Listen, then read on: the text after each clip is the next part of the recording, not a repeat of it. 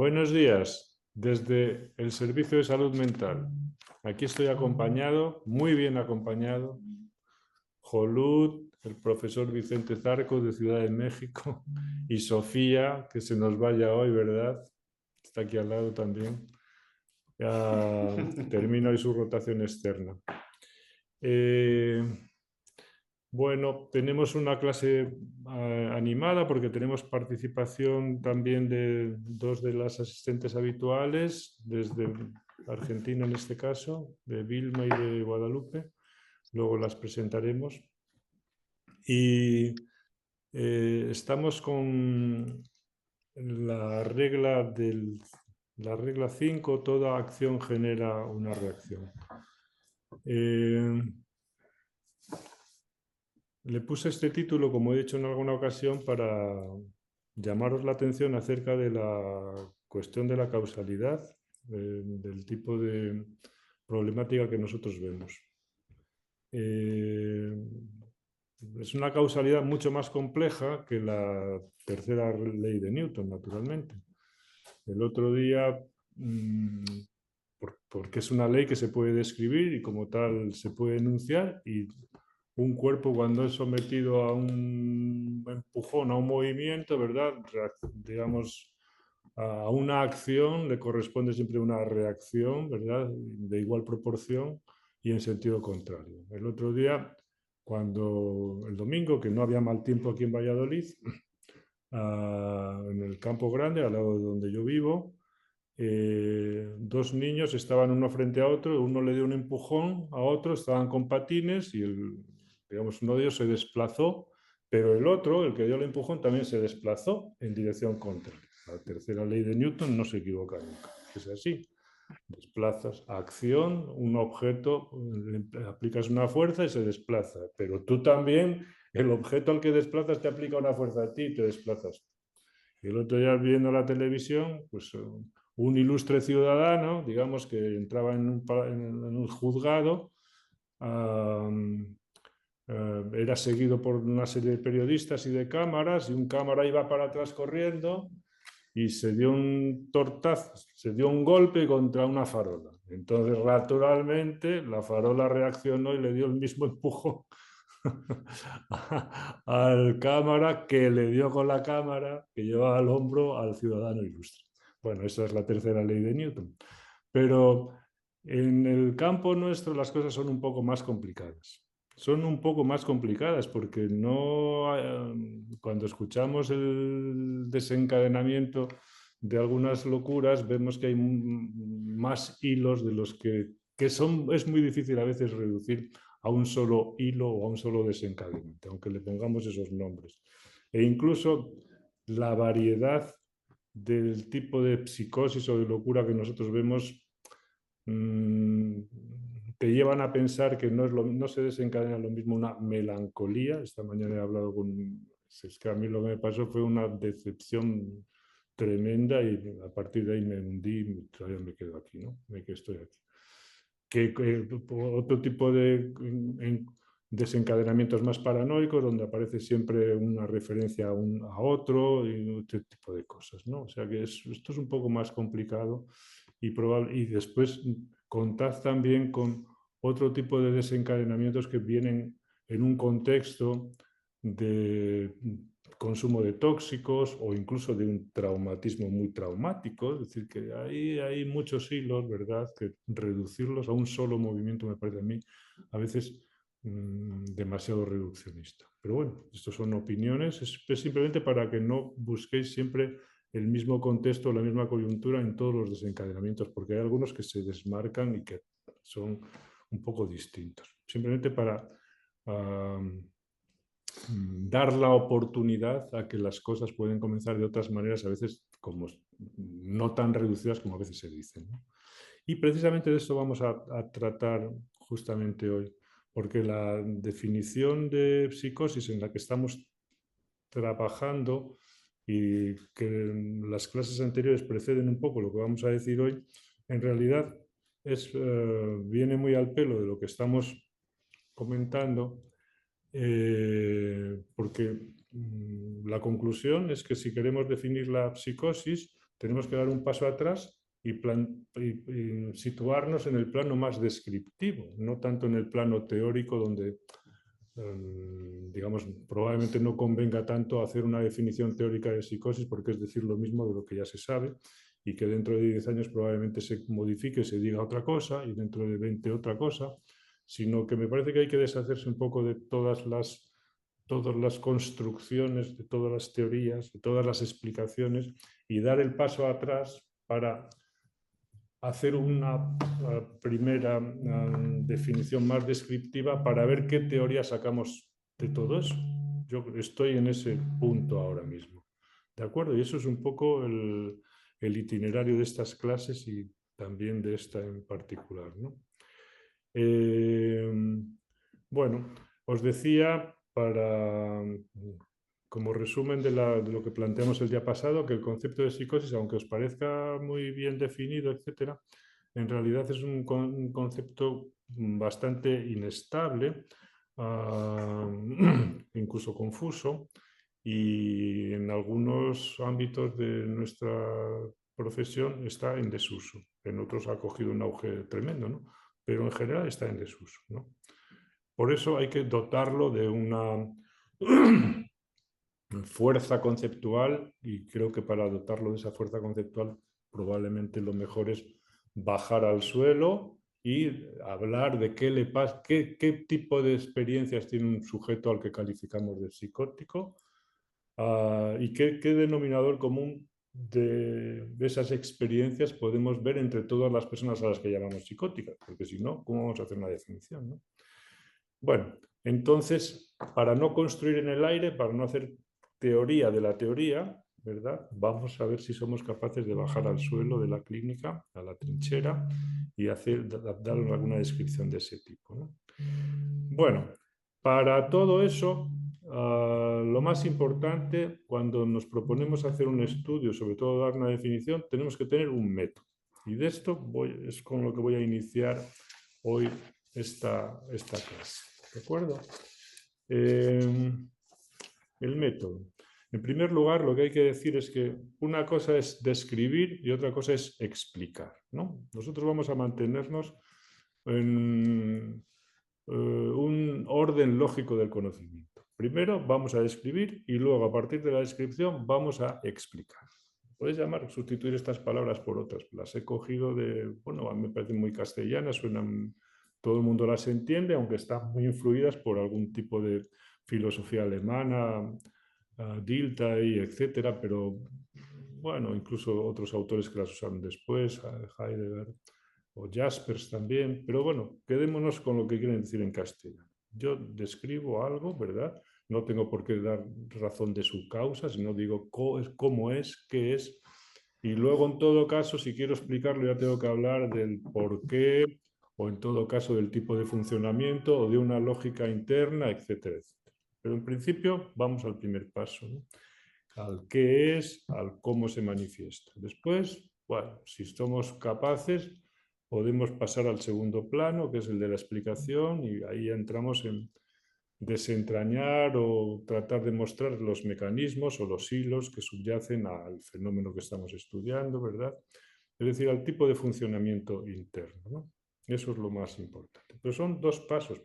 Y digo, a mi manera de ver, entiendo que tienen un orden lógico. Primero se observa, se escucha, se describe y después se hace la teoría. Esto vale para todo nuestro campo de acción, ¿no? Y especialmente para los casos clínicos de los que discutimos después al acabar la clase teórica. Los casos clínicos describen a un sujeto que en determinadas coyunturas de su vida, con una lógica, donde hay momentos cumbre, ¿verdad? Decisiones que va tomando, etcétera. Y si eso no está bien hecho, el caso no se entiende. Si uno le pone la plantilla teórica rápidamente y empieza a hablar de la paranoia, pues para eso lees a Kraepelin o lees a Lacan, lo que dijo de la paranoia, y vas más rápido, no hace falta. Esa es un poco la cuestión. Pero si quieres conocer a alguien, tendrás primero que describirlo, ¿no? Describir sus particularidades. Y aquí, a la hora de la teoría, de la teoría, de cómo se construye la teoría, pues lo hacemos también de la siguiente manera. Primero la descripción y después la explicación. Eso es lo que quería deciros en primer lugar. En segundo lugar, que el patos se describe a partir de dos fuentes especiales, de dos fuentes principales, ¿no? Por una parte, o en primer lugar, lo que dice el sujeto. Y en segundo lugar, lo que se observa o lo que el clínico observa. Pongámoslos por orden también. Primero, lo que dice el sujeto, las palabras y qué dice, ¿no? Y después lo que nosotros observamos, que es muy importante también, no hay que desvalorizarlo. No hay que desvalorizarlo, ¿no? Primero lo que dice el sujeto, después lo que podemos observar. ¿Por qué no hay que desvalorizar la observación, podemos decir así, clínica? Pues por una razón muy sencilla, porque yo puedo decir y sin embargo acompañar lo que digo con un gesto que contradice justamente lo que estoy diciendo, ¿no? O como me decía un paciente hace un rato, dice, harían falta muchísimos kilómetros de película para describir la mirada de un hombre que ha visto el horror. Dice, por ejemplo, la escena de la película está de alguien que pillan con tráfico de drogas en una ciudad asiática y vuelve a Estados Unidos cuando se queda mirando. Ah, el tren de medianoche, El algo tren así de es. medianoche, el expreso de medianoche, exactamente. Expreso de medianoche. Muy bien, Vilma. Que es justamente una mirada muy similar a la de Robert De Niro en Taxi Driver, ¿no? Es decir, alguien que ha visto el horror de cerca.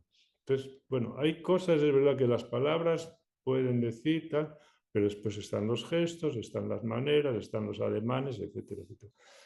Y esto no hay que perderlo de vista. No hay que perderlo de vista porque nosotros somos observadores y a veces se devalúa mucho todo lo que no es justamente la palabra. Y creo que para tener una información más correcta, para conocer mejor a la persona, también tenemos que estar atentos a eso. Creo que solamente describiendo las palabras que dice nos quedamos un poco cortos. Yo os recomendaría que os fijarais en cómo habla, qué gestos hace, cómo viste incluso, cómo se sienta, cómo te mira, qué tipo de... En fin, ese tipo de cosas. Es difícil, hay que ser un poco en ese sentido novelista o amigo de la descripción, pero eso es, a mi manera de ver, muy importante. Bueno, entonces estas serían las dos fuentes principales, ¿no? De lo que el sujeto dice y, digamos, lo que el clínico observa. Y lo que observa es lo que está un poco más allá de las palabras. El tercer punto del que quería hablaros es que para definir la psicosis es necesario dar con la clave que convierte a los llamados psicóticos, que los convierte en un conjunto. Es decir, que todos ellos, entre todos ellos, podemos tirar un hilo rojo y, ¿verdad?, todos quedan cogidos por ese hilo rojo. O lo que podemos llamar, tomando un lenguaje, una expresión más sencilla, todos ellos tienen un denominador común. O todos ellos comparten una esencia común, porque si no, no podemos hacer una definición que valga para todos. Tiene que valer para todos los que describimos en ese conjunto y no tiene que valer para los que no están en ese conjunto. Esto es una definición, ¿no? Por tanto, una definición en ese sentido, digamos, marca, da con una quinta esencia o con una esencia al menos o con un denominador común y además circunscribe un territorio. Hasta aquí le llamamos, yo qué sé, chalet. A partir de aquí le llamamos casa de campo. A partir de ahí le llamamos casoplón. En fin, esos son los campos semánticos que van acotando las... Y en este caso que estamos hablando, psicosis, pues cuando hablamos de psicosis tiene que haber una serie de sujetos que se pueden meter ahí y que tienen que tener un tipo de coincidencias, ¿no? ¿Veis que lo que digo es muy obvio y parecen gilipolleces? Pues no, pues es muy obvio y son gilipolleces, pero son las cosas fundamentales que hay que respetar en una definición. Porque si yo quiero definir la psicosis y quiero meter en el conjunto de los psicóticos a gente que está como las maracas de Machín, es decir, que está muy loco, muy perturbado, y lo quiero meter junto a gente que lleva una vida más normal, diréis, oye, aquí estoy algo que no cuadra. Pero a lo mejor resulta que hay cierto tipo de experiencias que son comunes, aunque uno haga una vida normal y el otro la haga menos común, ¿no? ¿Se entiende? O sea que esto, cuando escribáis un diccionario, un vocabulario, sabréis a lo que me estoy refiriendo porque no vale cualquier definición. Bueno, otra cuestión más. Entonces, el cuarto punto. ¿Qué es lo que vamos a definir para buscar lo común entre un grupo de personas a las que podemos llamar psicóticas o que tienen o que son psicóticos, ¿no? Pues, por ejemplo, en el campo nuestro, vamos a vamos a tratar de establecer la comunidad a partir de signos, a partir de fenómenos, a partir de manifestaciones clínicas. ¿Dónde vamos a encontrar una unidad ahí? A partir de signos, bueno, pues hombre, no todas las cosas que un sujeto, que le pueden pasar a un sujeto se transforman en signos, es decir, que le quieren decir algo a alguien, por ejemplo, a mí que estoy observando, porque hay cosas muy interiores que no se traducen.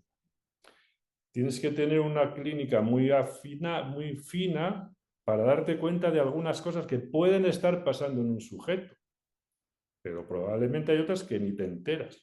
¿Cómo vive la angustia ese sujeto? Como no te lo expliquen, sí puedes ver que si retuerce la boca y se muerde la lengua, dices, este es un tío que tiene alucinaciones verbales. Bueno, psicomotrices, pues igual aciertas y seguramente acertarás. Pero eso ya es un nivel de observación pues muy elevado, ¿no? Pero hay muchas cosas que los signos, lo que se puede, digamos, lo que el otro hace, manifiesta y quiere decirme a mí algo, hay muchas cosas que me perdería yo ahí, ¿no? El estudio de los signos es la semiología clínica. La semiología clínica te da un suelo, ¿verdad? Pero es insuficiente. Es insuficiente. Entonces no vamos a mirar los signos. Los signos los vamos a mirar, pero no solo los signos. Vamos a mirar los fenómenos. Depende de qué entendamos por fenómeno, ¿no? Lo que se puede observar, bueno, y vamos a ver también lo que no se puede observar, ¿no? O que no es tan fácil de observar. O lo que, digamos, no necesita de un observador para que suceda, ¿no? Es decir, lo que estaría un poco más allá del fenómeno incluso. Hay que retorcer un poco los significados, el campo semántico de estas palabras, pero bueno, estamos dispuestos a hacerlo si es que nos vamos a aclarar con eso. Yo lo que tampoco podemos dedicarnos a estudiar solamente los síntomas, que desde el punto de vista psicoanalítico tienen una concepción muy concreta, pero hay gente que no hace un síntoma. Entonces, esa es la cuestión. Hay gente que está inhibida o que es asintomática o que tiene rasgos de carácter de otro tipo, ¿no? En fin. Entonces, lo que yo propongo para la investigación de la psicopatología es estudiar lo que he llamado en ocasión en los libros las experiencias subjetivas. Que eso es de lo que quiero explicaros qué quiero decir con eso, porque la gente me pone una cara un poco torcida, digo, este ha comido, hoy le ha sentado mal algo, pero a ver, yo si lo digo es por algo y es lo que quiero transmitiros, a ver qué quiero decir con esto de experiencias subjetivas, ¿no? Yo creo que vamos a buscar un denominador común en relación con esta cosa que se puede llamar experiencias subjetivas, que son dos términos, experiencias y subjetivas, ¿no? Entonces, seremos capaces de dar con algunas experiencias subjetivas que sean privativas, que sean exclusivas, que solo puedan experimentar algunos sujetos. Si damos con algunas de esas, decimos, joder, esto es un filón, ¿no? A lo mejor no damos con ninguna de ellas, ¿no? Esa es la cuestión. Bueno, vamos a ver entonces. Entonces, son experiencias en la medida en que son cosas que el sujeto vive Pero, por ejemplo, la angustia. Pero hay muchos sujetos que viven angustia. Entonces son subjetivas, y ahora viene el matiz, porque cada uno lo vive a su manera. Por eso son experiencias subjetivas. Todo el mundo, hay mucha gente que puede, por ejemplo, un fenómeno muy típico en nuestro trabajo, ¿no? Un ruido. Hay gente que dice, yo escucho ruidos. Bueno, a ver, el ruido no es indicador de nada. El sujeto tiene la experiencia de que hay un ruido. Lo subjetivo, es decir, lo propio, lo singular, es qué interpretación o qué tipo de matiz especial tiene para esa persona ese ruido. Por ejemplo, para una persona corriente, que haya un ruido puede ser una molestia. Que es que el cabrón del vecino, a ver cuándo quita la radio y la deja de poner tan alta que me tiene a mí amargado. Ya está, no hay más. Dice, ¿verdad que están poniendo? Vete y dile que baje la radio, hombre. Mira, ya la bajó, qué bien se está ahora, ¿no? Eso es un ruido, pero puede ser para alguna persona, por ejemplo, si os recordáis el libro de texto de el Vademecum de la locura, que es el libro de texto Denke del doctor Schreber, dice, hay un ruido. En la casa, cuando he regresado a la casa de mi madre con mi esposa, dice, había un ruido por las noches que me impedía dormir. Y me impedía dormir, dice, fue cuando intenté ahorcarme. Dice, esto ya va a un nivel muy elevado, ¿no? Dice, tiempo después, es decir, cuando empecé a delirar, supe que era un ruido que estaba allí a propósito, para fastidiarme a mí e impedirme dormir. ¿Ves? Un ruido, la experiencia de que hay un ruido, bueno, sí, sí, pero la interpretación, el valor que se le da a eso es muy distinto. Entonces, la experiencia subjetiva es un ruido que está ahí a propósito para fastidiarme a mí. Eso es muy distinto de que hay un vecino que está molestando o que los coches pasan, que tengo que cambiar el cristal porque se me mete el ruido por las ventanas. Muy distinto. Entonces, nosotros vamos a buscar cosas, encontraremos algún tipo de experiencias subjetivas genuinas que solamente puedan experimentar algún grupo de personas y a eso les llamamos psicóticos. Pues este es el reto complejo, por otra parte, muy complejo a la hora de hacer una definición clínica de psicosis, ¿no? Una definición clínica que nos dé una, digamos, trazar, se puede decir así, las características de un conjunto y al mismo tiempo decir hasta aquí llega esto y a partir de ahí ya es otra cosa, ¿no? Esto es la base de lo que todo el mundo cuando escribe sobre estos asuntos tendría que empezar a pensar de esta manera, porque lo que, no empezar a que si la forclusión, pero eso estamos en la antena del pararrayos, ¿no? Nosotros vamos a empezar la casa por los cimientos, ¿no? Es de lo que estamos hablando ahora, ¿no? Bueno, otro punto más. ¿Cómo podemos llegar a detectar si es que existen este tipo de experiencias subjetivas, ¿no? Porque lo que sabemos es que algunas experiencias subjetivas son observables, ¿no? Nosotros las podemos observar. Cuando viene un paciente y viene con los oídos tapados, ¿no? Y dices, ¿puedes quitarte los cascos? Y dices, no, porque me quedo muy desprotegido, ¿no? Entonces hay gente que se tapa los oídos porque cree que de esa manera se protege de las voces, ¿no? Entonces yo puedo observar ahí algo, ¿verdad? Algo que le está pasando a esa persona, pues como el paciente aquel, joder, de un día, siempre un alucinado, que le digo, ¿qué tal vas con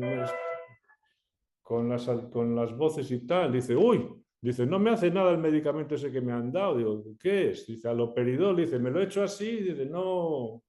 Claro, le echaba el aloperidol, las gotas de aloperidol en los oídos, que es donde tenía las voces. Dice, no me sirve para nada. Dice, me tendrán que dar otra cosa. Digo, bueno, vale. Ya está. Evidente, ¿no? Es decir, que tú ves algo ahí que te puede llamar la atención, pero él tiene que decirte, ¿verdad? Él tiene que... Entonces hay experiencias subjetivas que pueden ser observables, nosotros observamos algo, otras las puede expresar el propio sujeto, ¿no? Puede decirte cosas que está viviendo, que está sintiendo.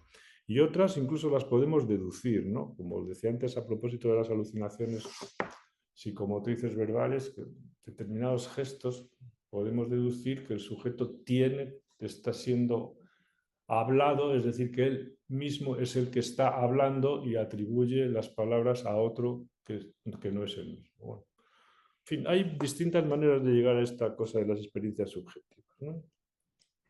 Pero bueno, suponemos entonces, vamos a ver, suponemos que hay, digamos, determinado tipo de experiencias prototípicas, subjetivas, que son genuinas, más o menos genuinas de la psicosis. Bien, ahora vamos a dar un complemento a todo esto. Si además de dar con estas experiencias, con este denominador común, conseguimos a partir de ellas dotar, digamos, a esas experiencias de una cierta lógica, de un cierto tipo de funcionamiento, ¿por qué son estas? ¿Por cómo funcionan? Entonces estaremos hablando de que hemos dado con un tipo de mecanismo o de tipo de funcionamiento que completaría de manera general, no muy particular, sino de manera bastante general, que aparezcan esas experiencias y no aparezcan otras. Bueno, esto lo vais a entender. Hola. Esto lo entenderéis con cierta facilidad leyendo simplemente a Freud, que en esto fue, digamos, una luz completa en todo el mundo de la psicopatología y cuyos, digamos, no sé si la palabra descubrimiento es la más apropiada, cuya luminosidad es que todavía no se ha borrado, ¿no? Con respecto, digamos, a las cosas muy desagradables, por ejemplo, vamos a los textos del principio, ¿no?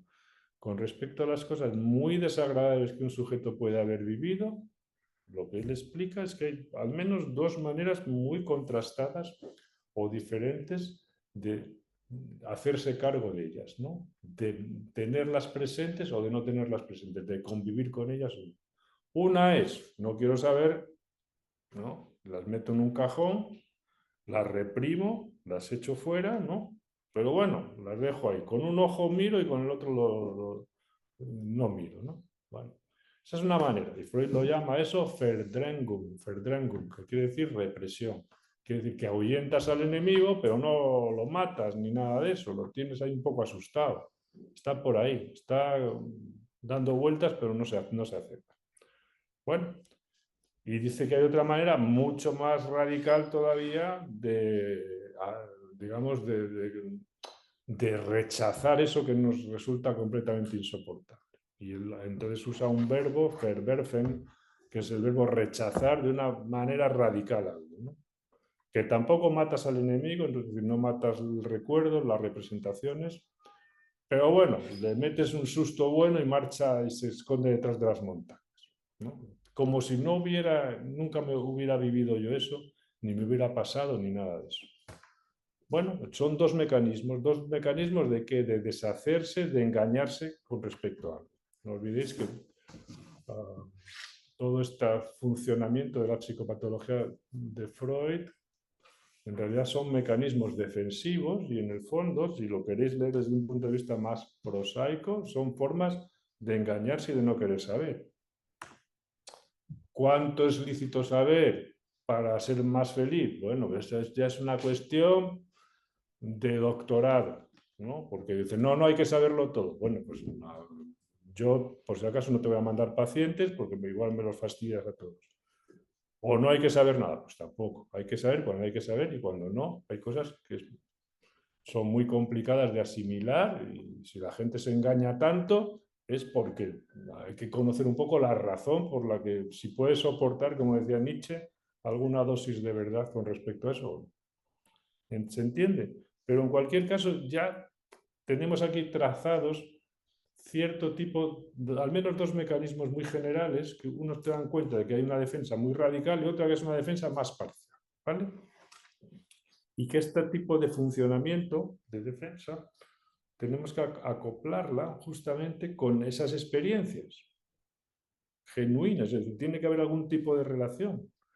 E incluso si la teoría fuera buena, se podría decir que dependiendo del tipo de mecanismo de protección que yo usara, aparecerían un tipo de experiencias y si uso otro, aparecerían otro tipo de experiencias. Y diréis vosotros, joder, esto sí que es una cosa, pues es Freud, es el talento de Freud, ¿no?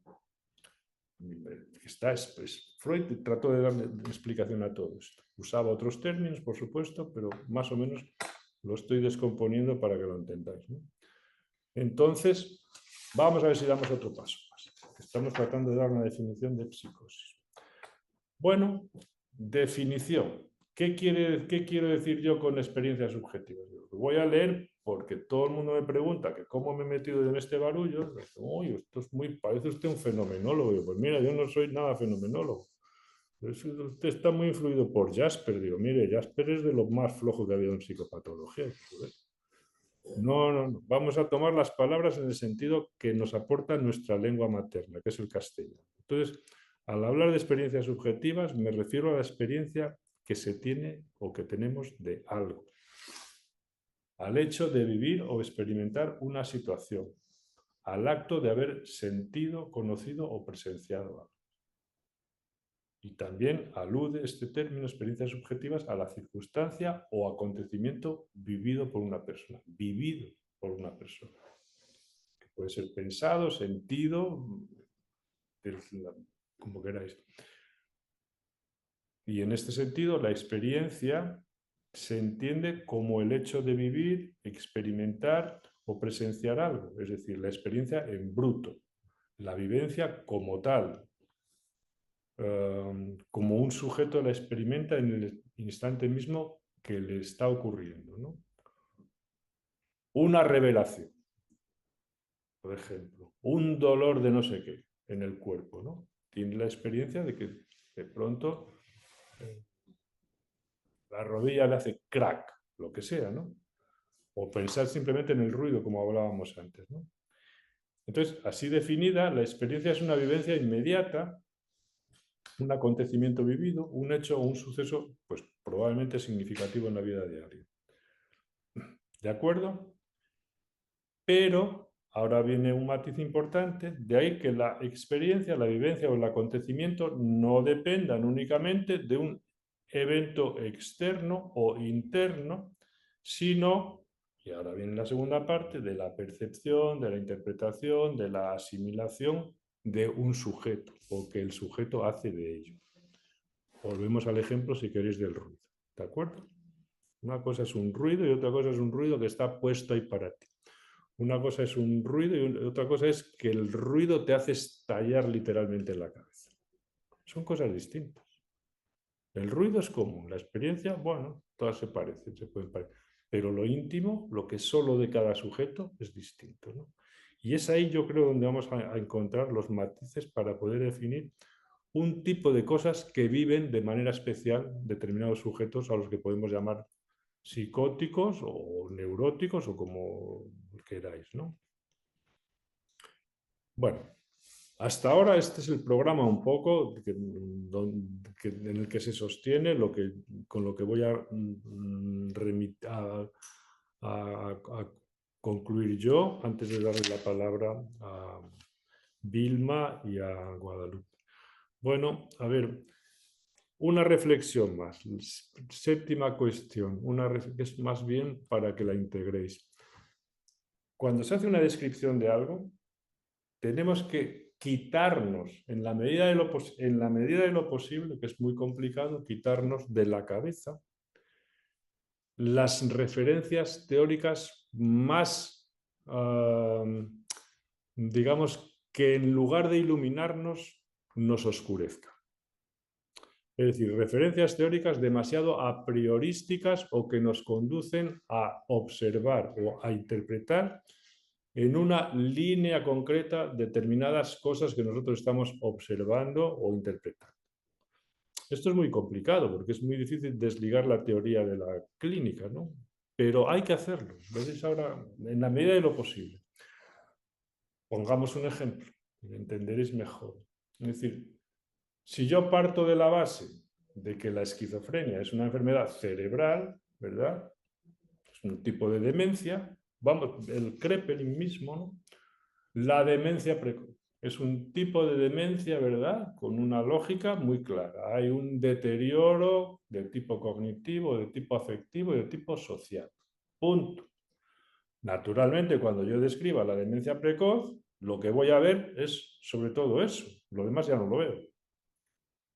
Porque yo parto del hecho de que todos esos tipos, que antes se llamaban paranoicos, alucinados y de mil maneras más, les voy a llamar dementes precoces, catatónicos, a todos esos les llamo dementes precoces, y como yo la idea que me hago de la enfermedad es que son todos taraos y que la enfermedad es progresiva y que es un deterioro, pues lo que voy a ver principalmente son los signos o las, si queréis trasladarlo al otro campo, las experiencias subjetivas donde aparezca el deterioro, la confusión, todo este tipo de cosas. Entonces es una teoría, es una observación que está demasiado sesgada por una teoría a priorística. ¿Se entiende? Espero que esto lo entendáis, porque es muy difícil quitarse toda la ropa a la hora de ponerse. Uno siempre queda siempre con algo, ¿no? A la hora de observar o de hacer una teoría, pero hay que quedarse lo más ligero de ropa posible. El otro día hablábamos también de un libro de Jean-Claude Malval, ¿verdad? Que es un gran libro sobre la psicosis ordinaria, un libro muy bien hecho, pero claro, él parte de la idea de lo que es la psicosis ordinaria descrita según Jacques Allen Miller y según los presupuestos de Lacan, y entonces lo que va a encontrar siempre es lo que en principio va a buscar. ¿Quiere decir que eso sean todas las psicosis discretas? No, es que él va a buscar determinadas cosas y hay otras que como no las busca no las encuentra. Es decir, que eso nos pasa a todos con nuestras teorías o supuestas teorías, ¿no? Es decir, que ¿cómo hacemos para quitarnos de ropa, ¿no? Para quedarnos con lo mínimo y poder escuchar,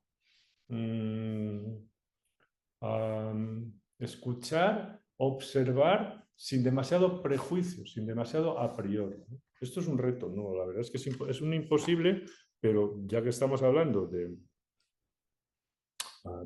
cómo se construyen las teorías y cómo se construye también el saber clínico, pues bueno, pues hay que tener presente que cuanto menos ligeros de teoría inicialmente estemos, yo creo que más lejos podemos llevar después la elaboración de la especulación teórica. Vamos entonces de lo descriptivo a lo teórico o a lo explicativo. Había anotado aquí una definición de psicosis, pero supongo que Guadalupe, que va a hablar después, nos va a hablar un poco de cómo todo esto se puede tomar una formulación, ¿no? Entonces me la voy a saltar y le voy a dar la palabra a Vilma, que es nuestra colaboradora, la que nos guía, nos pone al día con todos estos aparatos y tal. Es licenciada en Derecho, empresaria y ahora se va a recibir como psicóloga y le damos una felicitación muy grande porque creo que está a punto ya de terminar. Colaboradora del proyecto Suma desde hace mucho tiempo y del curso internacional de psicopatología. Sin ti Muchas gracias, José me María. hubiera perdido yo por el universo. Pero empieza Guadalupe primero, ¿eh? La primera Empieza parte la Guadalupe. hace ella. Pues Guadalupe, psiquiatra, estuvo aquí no hace tanto tiempo, ¿verdad? Espero que le haya servido para su profesión. Espero que sí, y fue una de nuestras residentes que tenemos más cariño porque estuvo hace muy pocos meses estaba aquí. Guadalupe, adelante. Buenos días. Por Hola, supuesto que, hola, me ha Hola, servido gracias. muchísimo. Iniciaré yo dando un pantallazo general del término psicosis y luego continuará Vilma profundizando un poco más con respecto a la mirada de Freud. Para desarrollar este término nos hemos basado en la entrada psicosis del vocabulario de psicopatología dirigido por José María Álvarez, el tomo 2. Este es el tomo 1. Bueno, con respecto al término psicosis, es un término que pertenece a la nosología médico-psicológica y que se utiliza bastante en ámbitos profesionales para referirse sobre todo a una enfermedad mental, en la cual hay una alteración de la relación con la realidad, en la cual se alude a una enfermedad mental grave, en la cual se nombran los delirios y las alucinaciones como manifestaciones concretas, y en la cual también se refiere que el enfermo ignora estar bajo el influjo de una vivencia patológica. Pero resulta que no hay claridad con respecto a los criterios específicos de gravedad, no hay una definición clara de qué es la realidad, y tampoco los delirios ni las alucinaciones son la única manera en la que puede manifestarse una psicosis. Por suerte, aquí llega Freud a iluminarnos respecto a la psicosis. Y él define a la psicosis como una defensa radical que algunos sujetos echan mano para sobrevivir, es decir, para protegerse de algo. Aunque el costo a pagar sea bastante caro en algunos casos, como por ejemplo la ceguera del delirio, la exclusiva compañía de las voces o la soledad por excelencia. Si bien el término es muy usado, como decía, es bastante inespecífico y bastante abarcativo. Así, en ámbitos profesionales se utiliza tanto para referirse a cuadros clínicos con manifestaciones psíquicas, pero con un punto de partida médico, como por ejemplo tumores cerebrales, epilepsia, intoxicaciones alcohólicas, algunos trastornos metabólicos, como también a trastornos psíquicos como la esquizofrenia y la psicosis maníaco-depresiva, a las cuales se le supone una causa biológica que aún no ha sido demostrada del todo. Y aquí es cuando, a mi modo de ver, el vocabulario de psicopatología nos aclara y nos echa luz respecto al qué hacer y cómo hacer con la locura en la clínica. Y propone una definición de psicosis echando mano del modelo de la psicopatología, como nombraba José María, a través de la conjunción de una mirada objetiva, que es la semiología clínica, y de una mirada subjetiva. ¿Y de qué hablamos cuando hablamos de una mirada subjetiva? Ahí nos referimos a la experiencia singular de cada sujeto y a la función que cada sujeto le asigna al síntoma que él mismo crea. Por lo tanto, se propone aquí tener como referencias ya no si hay delirios o alucinaciones, si hay una alteración de la realidad, si el enfermo tiene conciencia o no de enfermedad, sino tener las siguientes referencias. Principalmente las relaciones del sujeto principalmente con el saber y la verdad, siendo este el principal, pero también las relaciones del sujeto con el lenguaje, con el cuerpo, con los otros, con la satisfacción y el goce, y con el deseo y la vida. Así como decía Nietzsche, no es la duda lo que hace loco a un hombre, sino que es la certeza. Con respecto a la historia del término, es un término que no data de tanto tiempo, fue utilizado a mediados del siglo XIX. Uno de los primeros en utilizarlo fue von Verstersleben, pido disculpas por mi pronunciación, y fue utilizado como un desprendimiento de la neurosis.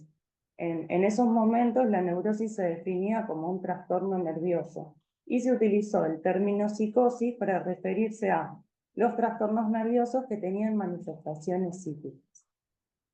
Más o menos por 5 décadas se siguió utilizando el término, pero de una manera bastante abarcativa e inespecífica, hasta que llegó Freud y a través del binomio psicosis-neurosis definió los pilares básicos de la psicopatología.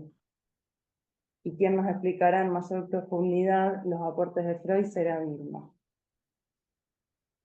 Muchas gracias, Guadalupe, muy claro, sí, sí. Vamos a darle la palabra a... Bueno, me permitís simplemente, déjame decir una cosa simplemente. Normalmente en cualquier texto que uno lea en un libro, la psicosis actualmente, la locura, se define por el trastorno de esa persona en relación con la realidad, ¿vale? Esto es algo, diréis vosotros, que eso es evidente. Bueno, es evidente, Es muy de la época de Freud y sobre todo de Bleuler cuando se empieza a hablar de esto. Antes la definición de la locura, digamos, el contrapunto de la locura era la razón. La locura es, digamos, lo contrario de la razón. La realidad no aparecía como un elemento en la definición. Es muy tardío, eso ya es principio del siglo XX, ¿no? Es verdad que, pensado desde el punto de vista de la realidad, el trastoque de la realidad es muy evidente. En algunos casos que están muy locos. Y además en esos casos que están muy locos, no solo vemos que tienen alterada la relación con la realidad, sino que además construyen una realidad paralela o distinta. Es así. En gente más normalita, eso ya no es un criterio que, digamos, podamos tomar como una cosa fundamental, porque hay cuántas personas que no están locas tienen a veces episodios donde la realidad se va al garete porque tienen episodios disociativos, cosas de ese tipo que no son precisamente psicosis, ¿no? Y la realidad está, el engaño a veces los lleva. Fijaros vosotros simplemente en un hecho muy concreto. Dos personas rompen una relación, hablad con los dos, ¿verdad? Y veréis qué realidades tan distintas están viviendo. A ver, la realidad debe ser una, pero ellos viven realidades muy distintas, ¿no? Entonces, la pregunta buena, en este caso, no es dar por hecho que una persona con psicosis se define por la alteración que tiene con la realidad o por incluso reorganizar la realidad. Eso lo hacen algunos, otros no. Sino más bien si de lo que Guadalupe ha apuntado se deriva, es decir, algo que trastoca la realidad. Por ejemplo, os lo dejo como sugerencia para que lo pensáis. Si yo tengo una relación con el saber de determinada relación con el saber, eso me trastoca completamente la realidad. Pongamos por caso. Yo soy un fanático de determinado tipo de religión o de creencia política y la realidad mía es muy distinta de la realidad de otra persona que no lo es. Tú entras en un edificio, ¿verdad?, donde hay gente de distintas culturas y son realidades totalmente distintas. ¿Qué hace que esas realidades sean distintas? La relación que tienen con las creencias, con la certeza, con la verdad, es decir, con el saber. El ejemplo que poníamos antes del ruido, es decir, un ruido es una cosa muy abstracta, pero si alguien tiene una relación de que ese ruido es verdadero, es una realidad que está ahí, es algo que está ahí, esa relación con el saber trastoca completamente la realidad. No es que yo tenga una duda o una impresión de que ahí hay un ruido, es que yo sé que ahí hay un ruido. Y es que yo sé además que ese ruido está ahí puesto para fastidiarme a mí. Esa relación con el saber trastoca completamente la realidad. Yo no diría que es que la realidad se altera, sino que mi relación con el saber, es decir, con la necesidad que tengo para sostenerme en este mundo de dar por cierto algo verdaderamente, es decir, una relación de necesidad de tener un pilar firme, de que yo soy el centro de una conspiración de no sé qué, y que eso es inamovible, cambia completamente mi realidad. ¿Es porque se ha estropeado mi realidad por lo que yo creo eso? No, a lo mejor es al revés. Estas son cosas que hay que pensar. Ya que estamos haciendo psicopatología y que esto es un curso de psicopatología, vamos a pensar las cosas desde abajo. No vamos a dar por supuesto que porque alguien tiene es un signo. La relación con la realidad es muy rara siempre en todos nosotros y es muy difícil de acotar. Cuando viene alguien que habla con Dios y Dios habla con él, dice, joder, pues está un poco zumbado. Pero no todos los locos hablan con Dios y menos Dios habla con ellos. Entonces, o sea que eso hay que pensar los conceptos desde abajo. Espero que esto es acorde a lo que comentaba Guadalupe ahora y ahora le damos la palabra a Vilma para que haga esa exposición más, creo que tocará cosas más de Freud. Adelante, Vilma. Muchas gracias. Sí, empiezo con un poquito muy breve de historización del tema, donde quería comentar, bueno, como venimos diciendo, el concepto de psicosis fue objeto de múltiples clasificaciones y ordenaciones a lo largo de la historia, ¿no? Durante el siglo XIX tenemos a Constat, a von Feustersleben y a Fleming, que asociaban la psicosis con las enfermedades nerviosas, pero no había una definición clara, ¿no? Y en respuesta a esta confusión que hubo, surgieron varias propuestas. Por ejemplo, la de Mobius en 1893 introdujo una clasificación etiológica que consistía en enfermedades endógenas, en enfermedades nerviosas, ¿no?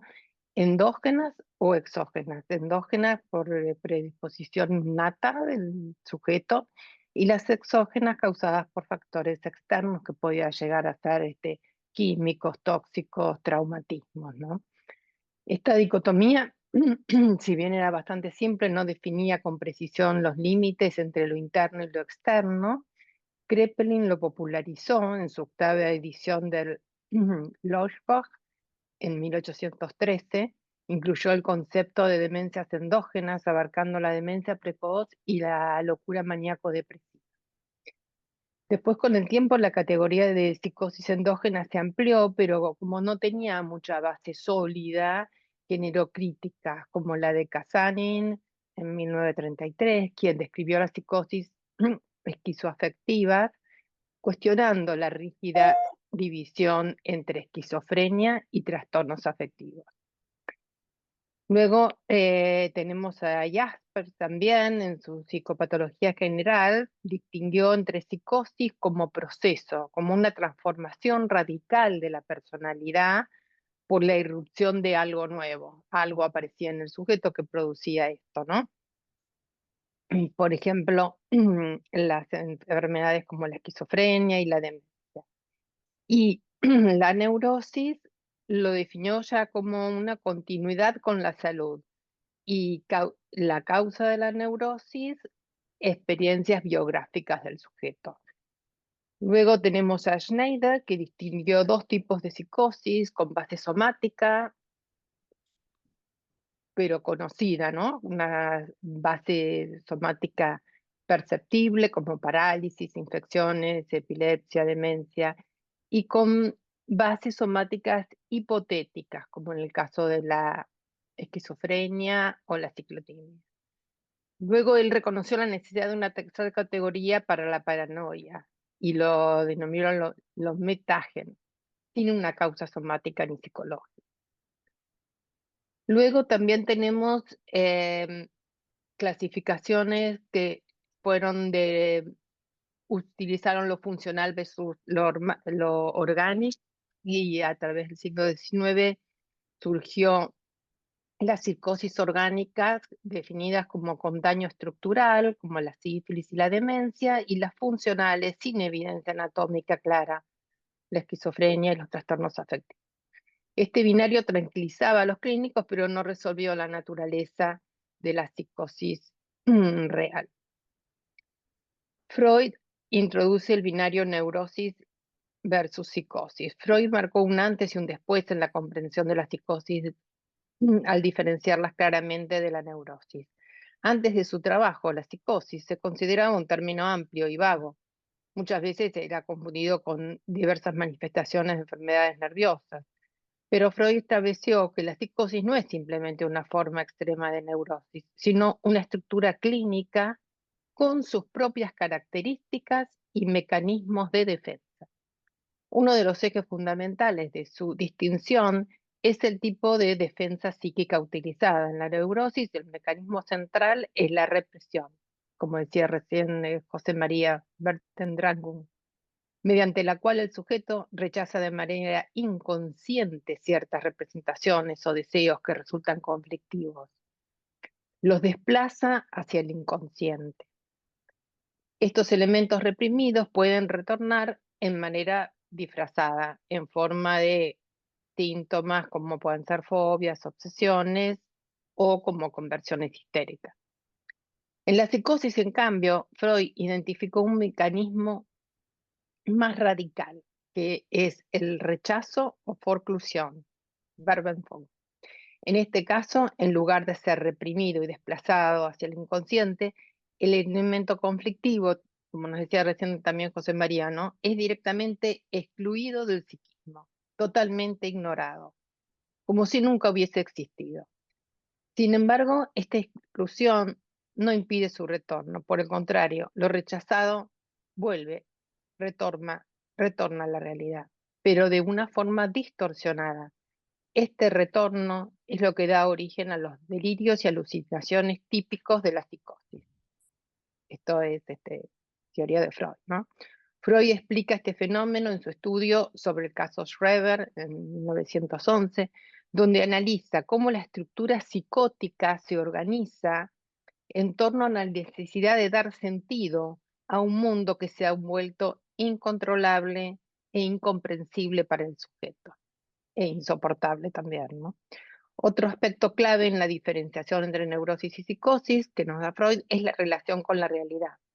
Argumenta que tanto el neurótico como el psicótico entran en conflicto con la realidad, pero de maneras distintas. El neurótico evita ciertos aspectos de la realidad mediante la formación de síntomas que le permiten sostener como un compromiso entre sus deseos inconscientes y las exigencias del mundo externo. Aunque sufre por estos síntomas, mantiene una cierta conexión con la realidad. El psicótico, en cambio, no solo evita la realidad, sino que la reconstruye, hace una nueva historia. Al no poder integrar los elementos conflictivos de su psiquismo, genera una nueva versión de la realidad totalmente subjetiva, en la que reinterpreta el mundo de acuerdo a sus propias necesidades y a su propio sufrimiento, ¿no? En la pérdida de realidad en la neurosis y la psicosis, en 1924, Freud señala que en la psicosis no se trata solo de rechazar la realidad, sino de negarla activamente y reemplazarla por otra creada por el sujeto, de acuerdo a sus conveniencias y circunstancias, ¿no? Por supuesto. Esto explica por qué los delirios y las alucinaciones psicóticas no son simplemente errores de percepción, sino son reconstrucciones organizadas de la realidad, con una lógica interna que resulta inquebrantable para el paciente, ¿no? Esta famosa certeza. Además de estos mecanismos, Freud analiza el papel de la libido en la psicosis. En la neurosis, ¿se escucha bien? Perfecto. Ah, perdón. La libido es desplazada y reorientada hacia objetos o síntomas específicos, pero en la psicosis se produce un fracaso en la relación con el otro. En el caso de la esquizofrenia, la libido se retira del mundo externo, se repliega sobre el yo, y esto provoca un estado de aislamiento y un pensamiento fragmentado. En cambio, en la paranoia, la libido sigue dirigida hacia los demás, pero en forma de persecución, forma persecutoria, lo que genera ideas delirantes de control, de vigilancia o de influencia externa. Freud también vincula la psicosis con la función paterna y la simbolización. En los años 50, Lacan retomará esta idea y la desarrollará en su teoría de la forclusión del nombre del padre. Lacan señala que en la psicosis hay una falla estructural en la inscripción del nombre del padre en el orden simbólico, lo que impide la correcta constitución del sujeto. Esto provoca que ciertos significantes fundamentales no sean asimilados. Entonces, esto lleva a un colapso de la realidad y a la aparición de fenómenos psicóticos como las alucinaciones auditivas y los delirios. Más allá del mecanismo de defensa y la relación con la realidad, Freud también establece una diferencia entre neurosis y psicosis en términos de tipo de certeza con la que el sujeto vive sus síntomas.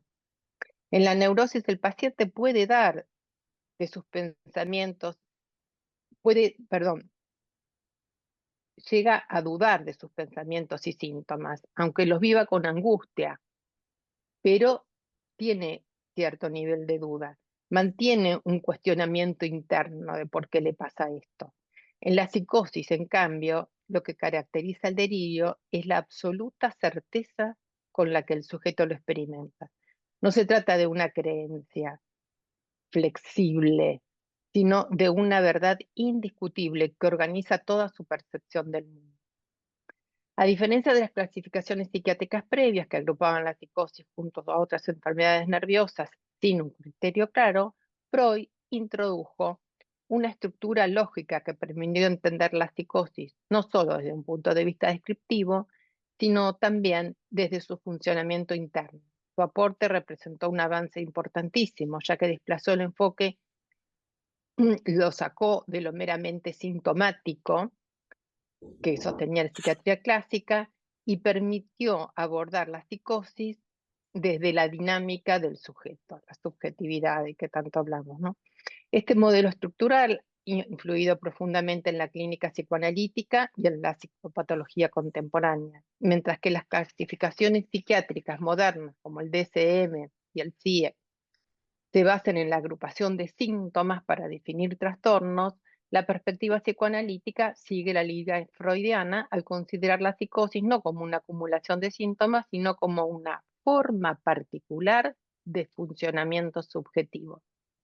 Podemos decir entonces que la gran contribución de Freud fue dar un orden conceptual a la psicosis, diferenciándola de la neurosis mediante criterios estructurales, criterios dinámicos y criterios clínicos. Al establecer que la psicosis no es simplemente una exageración de la neurosis, sino una organización subjetiva completamente distinta.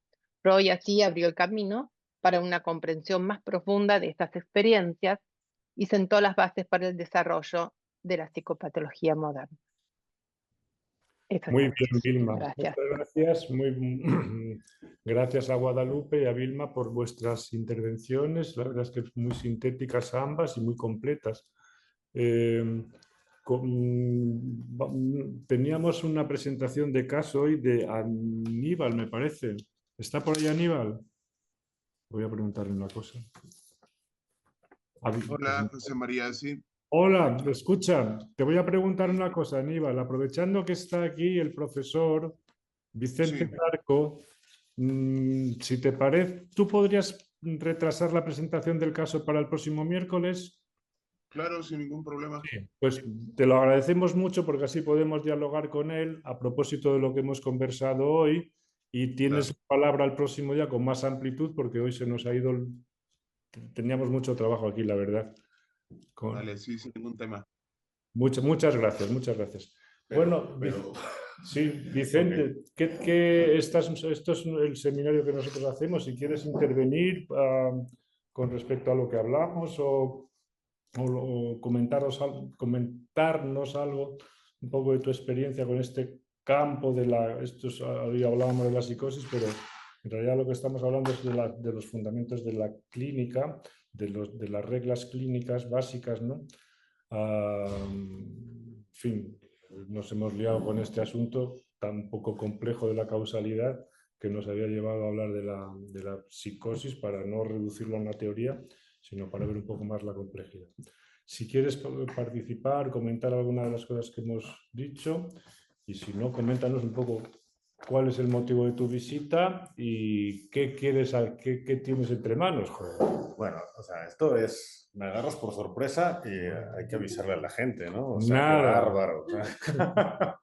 Bueno, agradezco, Aníbal, que me cedas tu tiempo, y bueno, y a todos ustedes que estemos compartiendo aquí con José María y con todos ustedes. Muchas gracias por su generosidad.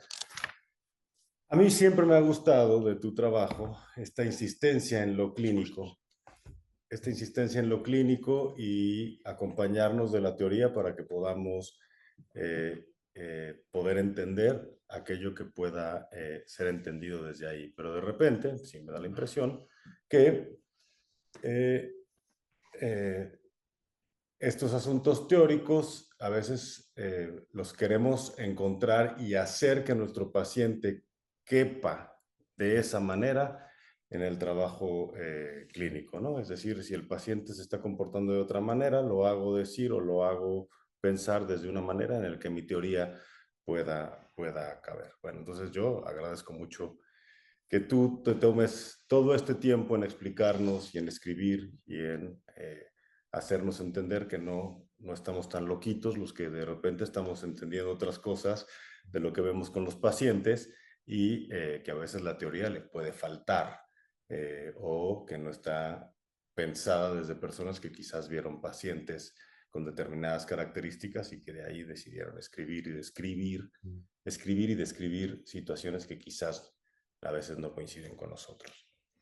Bueno, pero ahora, ¿qué hago yo acá? Yo vine a pedir a España, vine a nombre de un equipo que se llama Espora, que trabaja en la Universidad Nacional Autónoma de México, en México.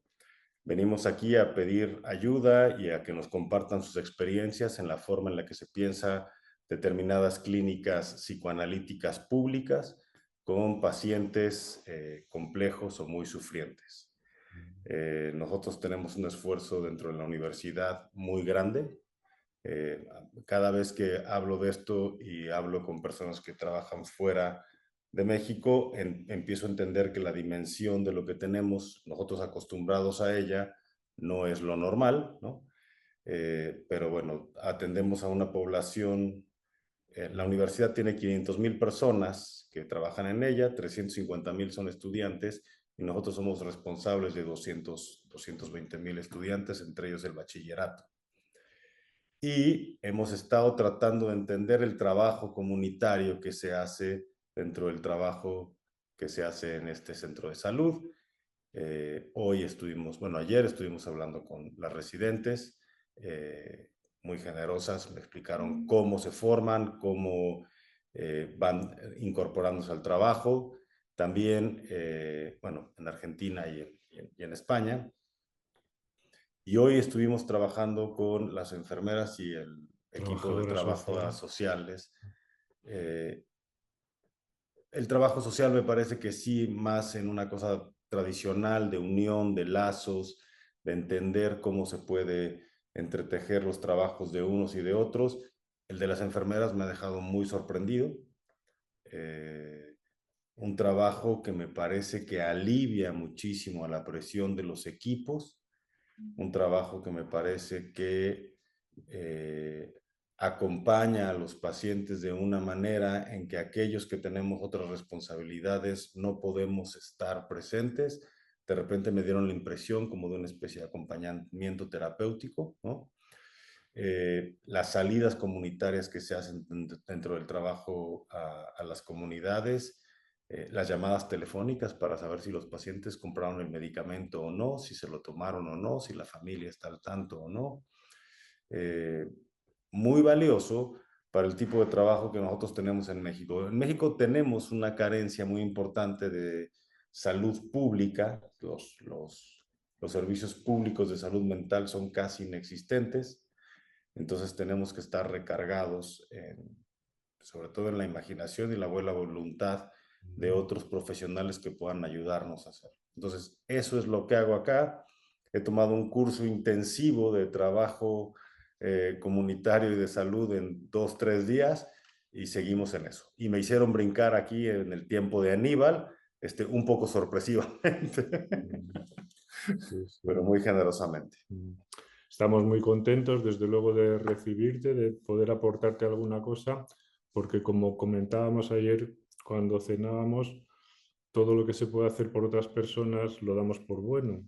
Partimos del supuesto de que dentro de nosotros existen muchos demonios, ¿verdad? Y hay gente que esos demonios los vierte sobre los otros para fastidiarles la vida. Y otros, en cambio, los mismos demonios, ¿verdad?, los vertemos o intentamos, digamos, trasladarlos a los otros para echarles una mano.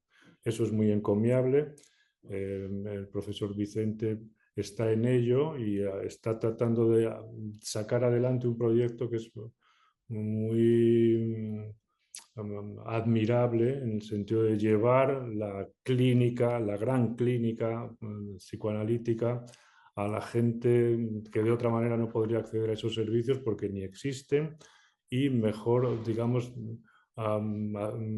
les hará un favor este tipo de atención, ¿verdad? Y al mismo tiempo hará un favor también a la clínica psicoanalítica llevándola a ese terreno, ¿verdad? Que es el terreno de la gente corriente, ¿no? No solamente de los que pueden pagarse una atención privada, etcétera, etcétera.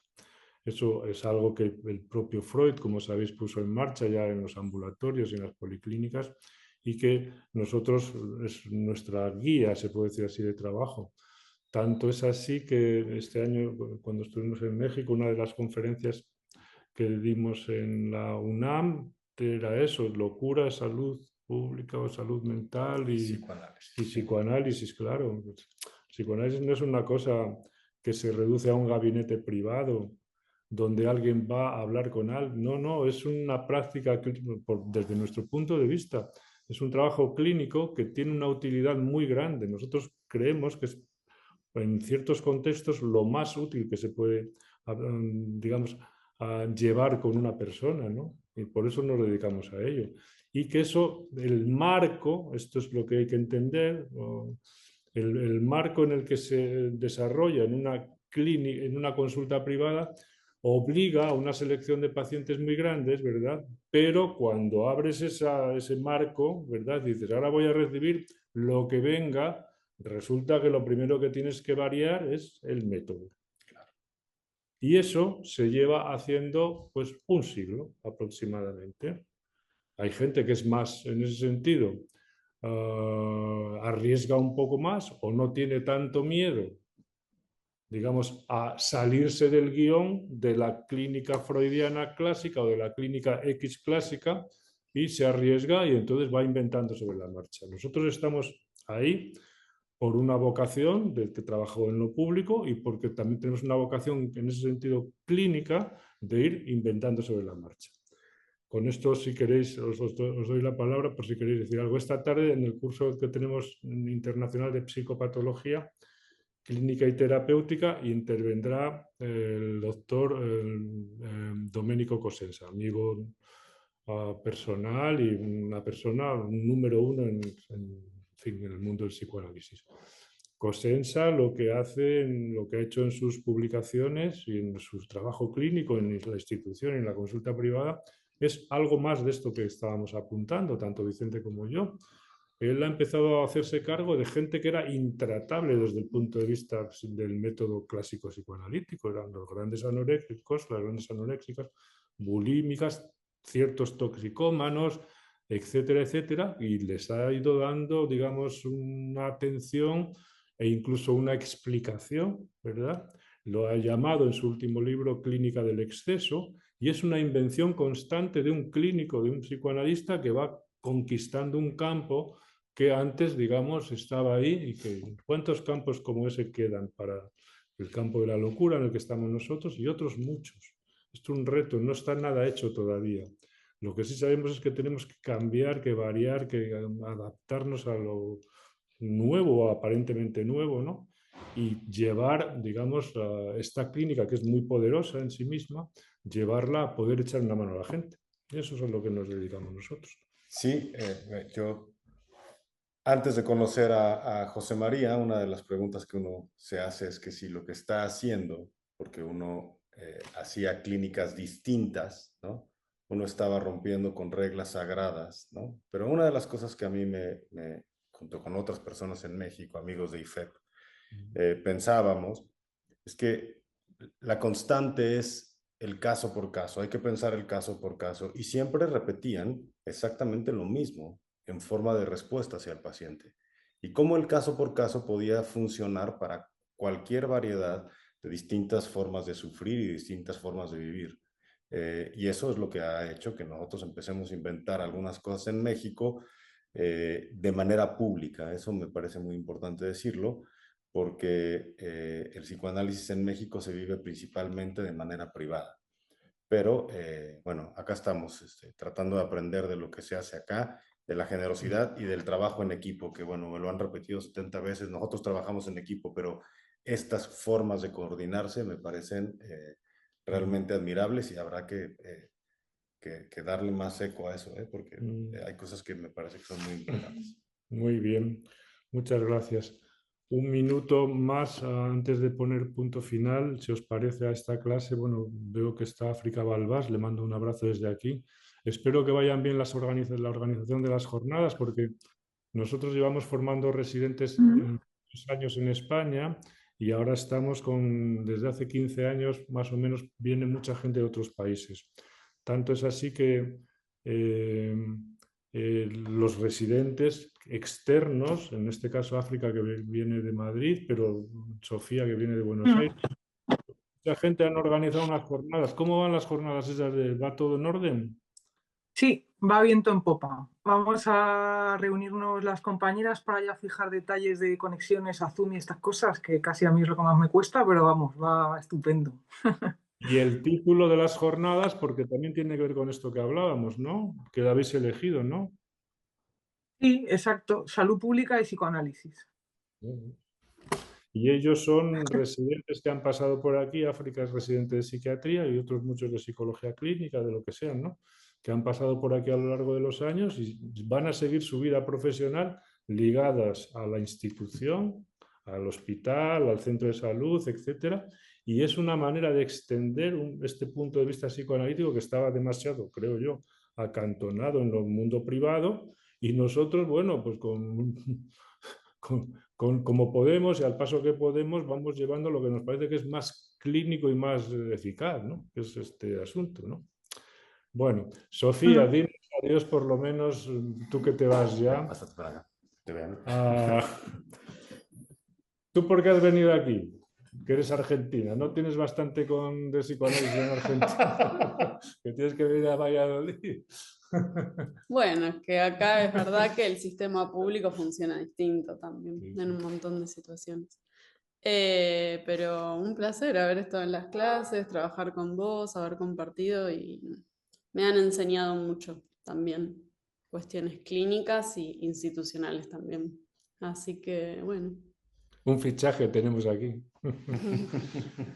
Bueno, pues nada, gracias Aníbal por tu amabilidad al cedernos este espacio que tendremos que dedicar, pero bueno, aprovechamos, no siempre tenemos estas visitas, ¿verdad? Y el próximo día continuamos con el curso teórico de las reglas clínicas y le damos la palabra a Aníbal para la presentación, ¿vale? Perfecto. Lo dejamos aquí entonces, ¿de acuerdo?